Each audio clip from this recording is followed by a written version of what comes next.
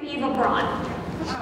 Okay, did you hear Barack Obama call Nikki Haley to see if she was okay? Have you heard of President Obama calling Sarah Palin, Michelle Bachmann, any of the great women that we have out there, calling them after they have their children, after they have been assaulted again and again? No, you never have and you never will. Again and again, the hypocrisy. But look, if there is a war on women, it's not coming from our side.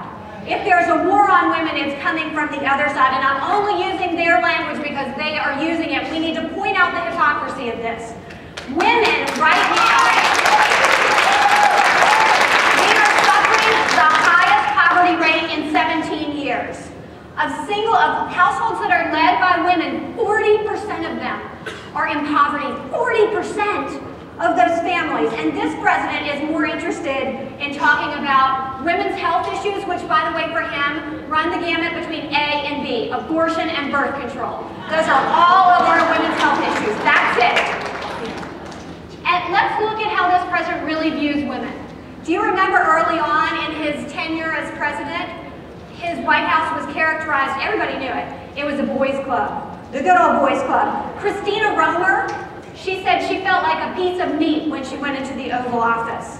Anita Dunn said, looking back, this place would be in court for a hostile workplace.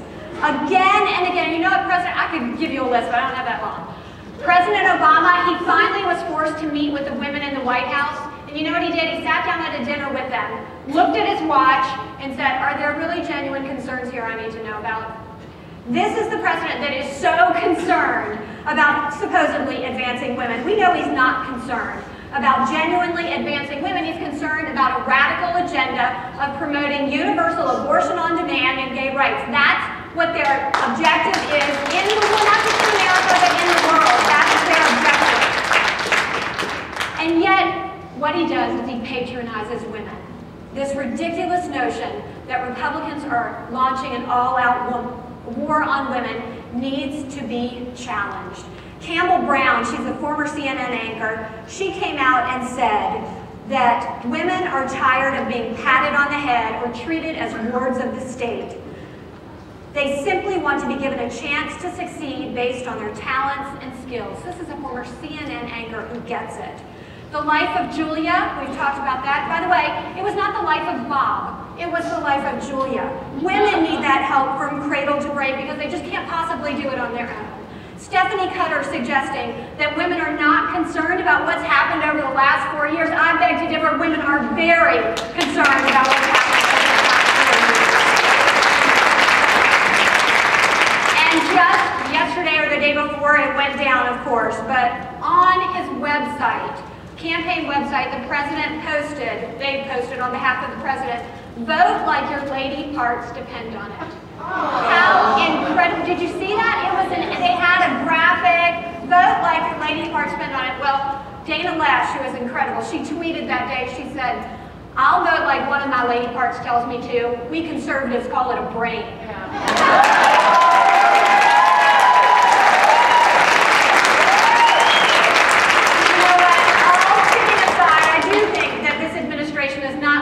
For the interests of the groups it claims to champion. But there is a real war on women. It is happening in the name of radical Islam all over the world. But this president has enabled it and ignored it. Obviously, we need to champion the rights of women to set foot outside their homes without the need for a male escort. But obviously, right now, we need to champion the rights of women in America to be free-thinking, to be able to seek any opportunity that their heart screams for. And that's what conservatives stand for. Thank you so much.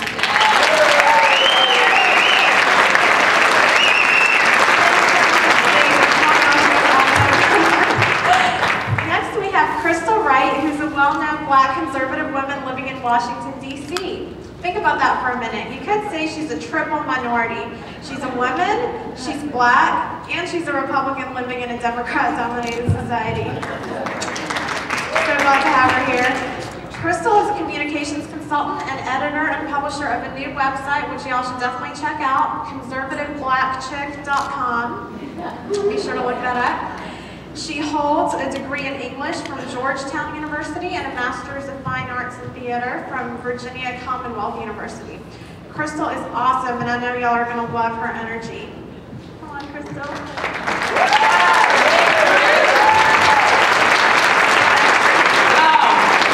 Hello, CPAC. I have a tough act to follow, and I'm going to probably be a little repetitive, but I just want to thank y'all for welcoming me so much.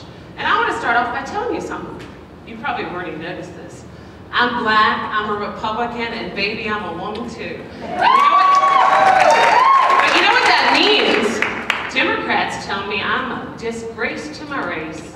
I'm disgusting. I need to shut down my website, but we'll get to that in a minute. So, I got news for everybody.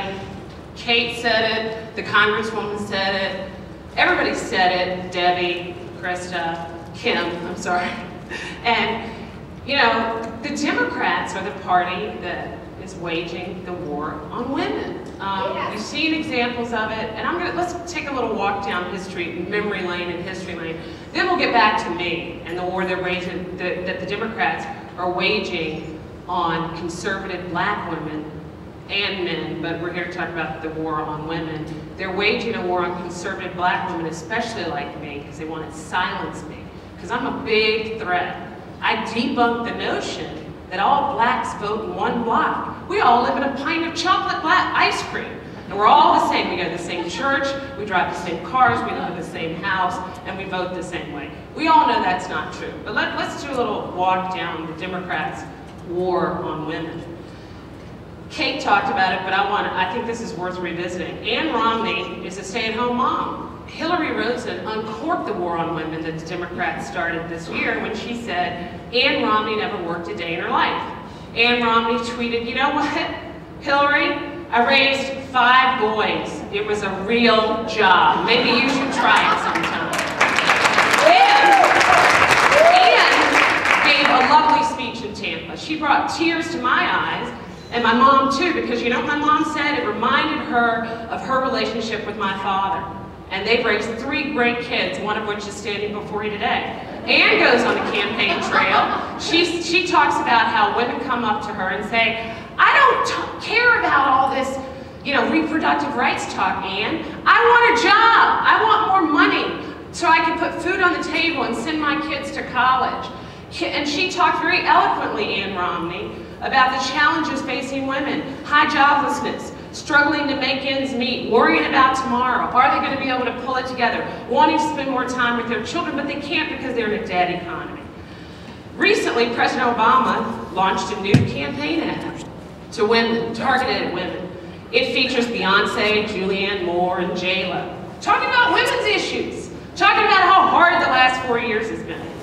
Well, the average woman can't relate to these celebrity women. You know why? Because they and their husbands are part of the 23 million Americans out of work. And this is just typical Obama, because Obama thinks that the world of celebrity women is really what life's about. That tells you how out of touch he is and why we have no jobs right now, and the economy is barely hanging on life support. And then, what I think is really funny is Democrats are okay with supporting women policies if you're their kind of woman. That means if you fit into their definition of how a woman should live her life. And everybody else, don't bother replying, because you're not really a woman to us. So for Democrats, if you're a working mom, or you're a working married mom, and you believe in government-mandated birth control, abortion on demand, public schools giving teens Plan B pills like they are in New York City public schools, contraception, pregnancies tests in public schools, you're a Democrat's kind of woman, and they're going to support your rights. But if you're a woman who has babies out of wedlock that you can't afford, Democrats want to put you on government programs. They want to make sure that you are like Julia, and you have cradle-to-grave government dependency. And I want to tell you a little bit about government dependency policies. They are not economically empowering to women. I don't know if you've noticed that, but they're not. And they're not economically empowering to men. But I want to talk a little bit about black women. 73% of all black babies today are born to women who aren't married.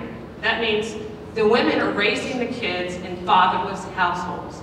In 1964, that number was 23%. So it doesn't look to me like Democrats' policies are helping black women. In fact, it looks to me like these policies have black women and Americans in general enslaved, in chains. Yes, Joe Biden. Your party has blacks in chains and all other Americans. Now I want to talk a little bit about, and you know, by the way, Republicans, we believe in marriage, we believe in independence, and because, you know, marriage means you're not going to be dependent on government policies, and you're not going to probably fall into a life of poverty. But I want to talk to you about another war real quick, and that's a war that Republicans, that Democrats are waging on black conservatives like me. I started my website a couple of years ago, and you know the name of it, conservativeblackchick.com. I was welcomed, supported, and embraced by Republicans. And you know why? They admired me for my spunk, I tell it like it is, and they said, Crystal, you're just great, we want you to keep talking. At the same time, Democrats reviled, mocked, and slandered me. And I want to just read you real quickly before I close out my remarks some of the things that I have received via calls, emails, and tweets. I've been called the N-word, a wannabe white Oreo, a house Negro, an offensive puppet, a sellout, and more. And the nasty name calling comes from Democrats. Democrats. Democrats. And I want to let you, I just want to read 2 emails I got recently, and so you can see the vitriol that gets hurled at me, because I'm obviously spreading a message that resonates with people. Quote, could your URL be any more offensive to a woman in blacks? I implore you to either change your URL or shut down your pathetic blog altogether. You're only setting women and blacks back decades by spewing the trash you spew. Additionally, your URL is an oxymoron.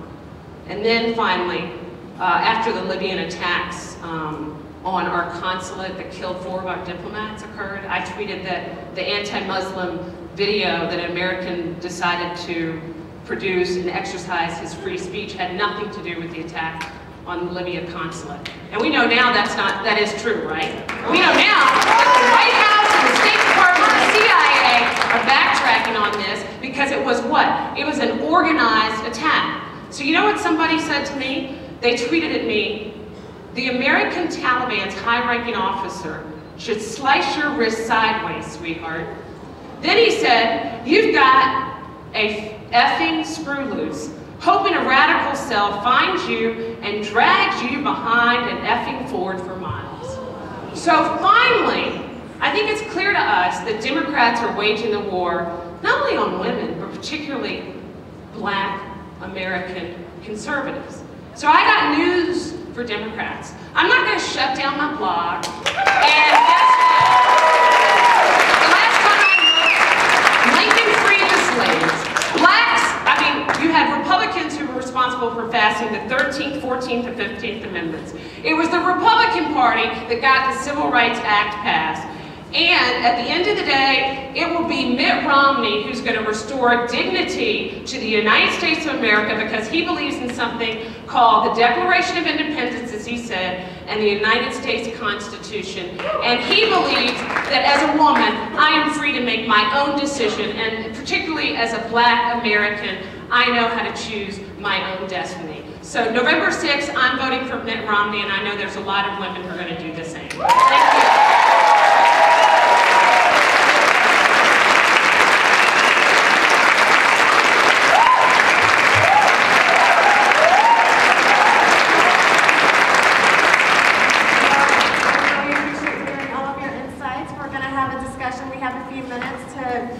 Delve a little deeper into some of the current issues related to this debate. You know, recent studies show, including a study from Gallup about a month ago, show that the greatest single indicator of how someone will vote, especially how women will vote, it's not race, it's not socioeconomic status, it's not geography, it's actually their marital status. And we see overwhelmingly that women who are married support Republicans, while single women support Democrats. And if you're married with kids, the gap is even higher. I'd like to just get your insight on this. Does your real world experience reflect this dichotomy, and what do we make of it? You know, I was talking about this question earlier with some folks out in the hall, and they wondered if the Democrats ever stood around and asked, why do we have a man problem?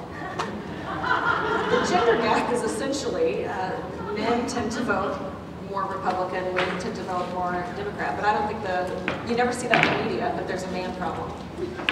Married women, I believe there's statistics that show over time people become more conservative over time. In my walk of life, I do hang out with many married women on the soccer fields and on the football fields, and I think a lot of their issues are more broad because they're concerned about bigger things than just themselves once they're married.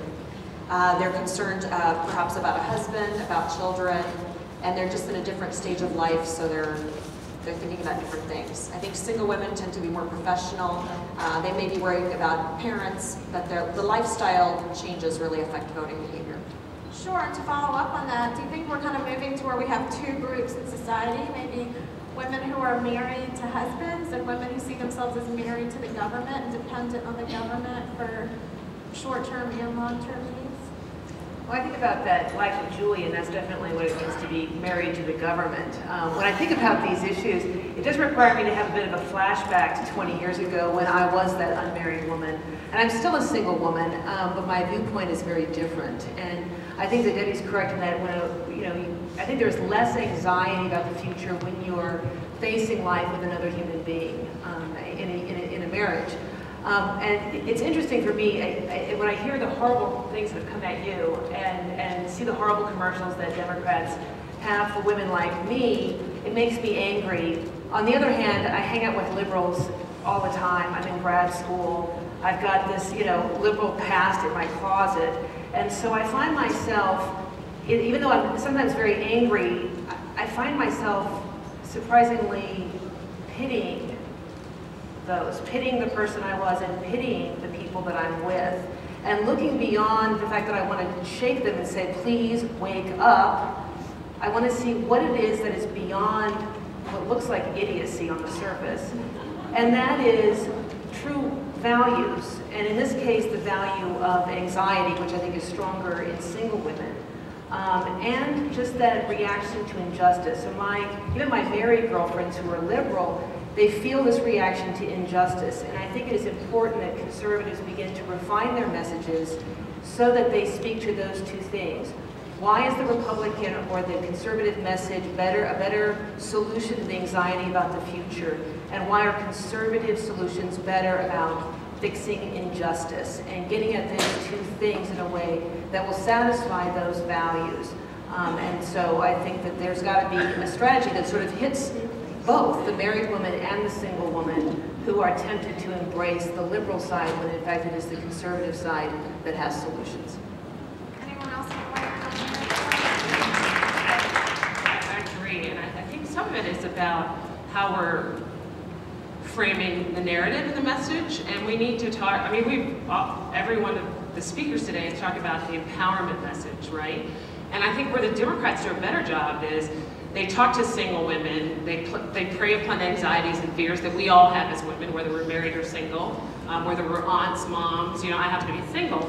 But we need to say that, you're not weak, women aren't weak. It's the women who are the glue of society, right? Anne reminded us of that. So I think, it's about the messenger and the message. And we need to do a better job saying the pathway to prosperity is empowerment. It's not dependency, because we know that the changes that Democrats want to bring to welfare reform, taking away the work requirement, I firmly believe, and I know that if people were in a confessional, anybody on government, on a handout where they're not working for money is going to tell you it doesn't give them dignity. It just doesn't. So we need to talk about that in a way that's compassionate. There's nothing wrong. We're not changing the message. We're just talking about it in a way that's compassionate, because women are nurturers. We need the message sometimes delivered in a little different way. That's right. So. May I add to that?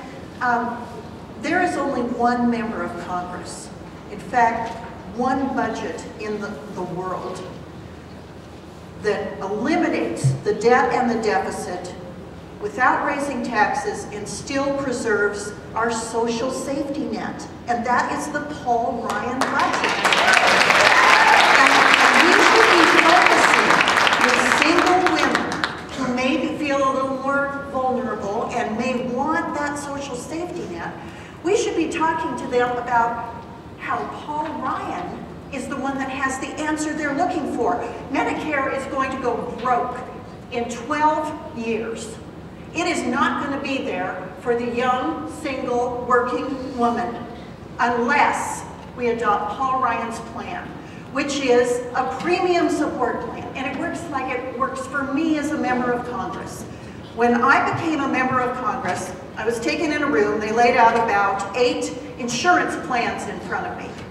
They were all guaranteed by the federal government, pre-approved by the federal government, and they could not turn me down because of my pre-existing condition. And they said, choose one. Okay, I chose a standard Blue Cross Blue Shield plan for myself. And they said, that's great. The taxpayers of this country are going to pay 72% of your premium, and you're going to pay the other 28%. That's how premium support works. That's how Paul Ryan's plan works, just like we have as members of Congress. The healthy and the wealthy get less premium support. The unhealthy and the unwealthy get more premium support, but they retain control over their health care decisions. It's not going to be about a 15-member panel of unelected bureaucrats. So Paul Ryan's answer is going to preserve the social safety net for anyone who feels vulnerable.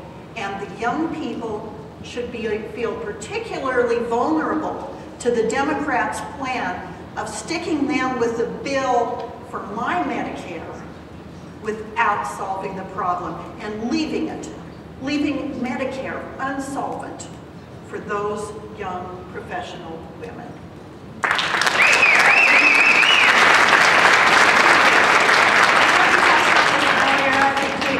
Brought it up, but as you know, recently Hillary Rosen reminded us all that Ann Romney, who's a mother of 5, a survivor of breast cancer and MS, had, quote, never worked a day in her life. Do we have any stay-at-home moms in the audience that have never worked a day in their life? And, you know, they tried to paint this as an isolated remark that was taken out of context, but I really believe that it's part of this